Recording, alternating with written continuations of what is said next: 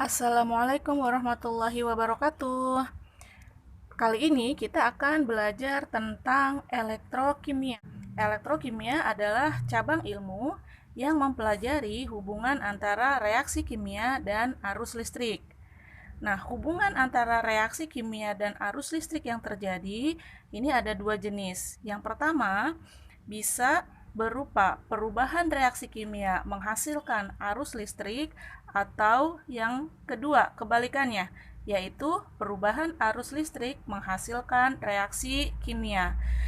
Pada elektrokimia, ini yang dimaksud dengan reaksi kimia yang terjadi adalah reaksi redoks atau reaksi reduksi oksidasi. Ya, jadi bukan reaksi yang lain, misalnya reaksi asam basa dan sebagainya. Ya, jadi yang dimaksud reaksi kimia di sini adalah reaksi redoks, ya, atau reduksi dan oksidasi. Nah, kedua perubahan ini yang terjadi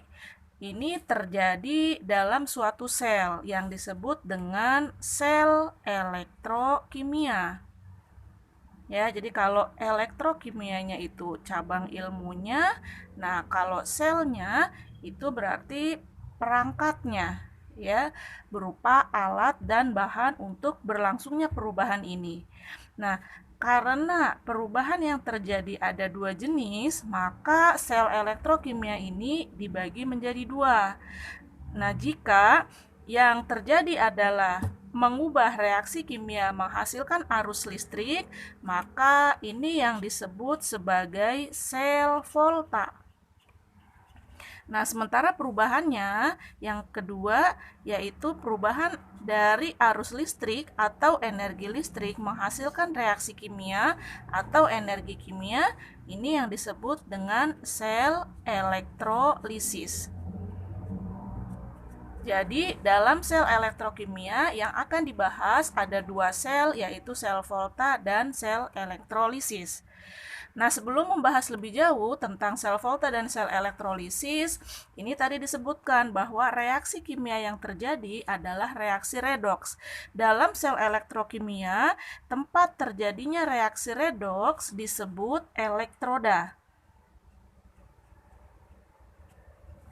Nah, karena redoks itu ada dua reaksi, yaitu reduksi dan oksidasi, maka elektrodanya ini dibagi dua. Yang pertama, ada yang disebut dengan katoda. Kemudian yang kedua, ada yang disebut dengan anoda. Nah, kalau di katoda, ini terjadi reaksi reduksi.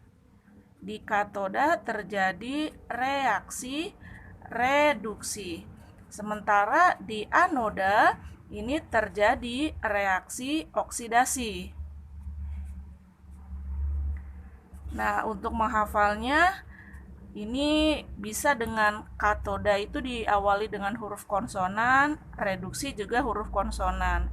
Ya, anoda huruf vokal, oksidasi huruf vokal, ya. Jadi konsonan dengan konsonan, vokal dengan vokal, atau boleh disingkat KRAO, ya, KRAO, katoda reduksi, anoda oksidasi.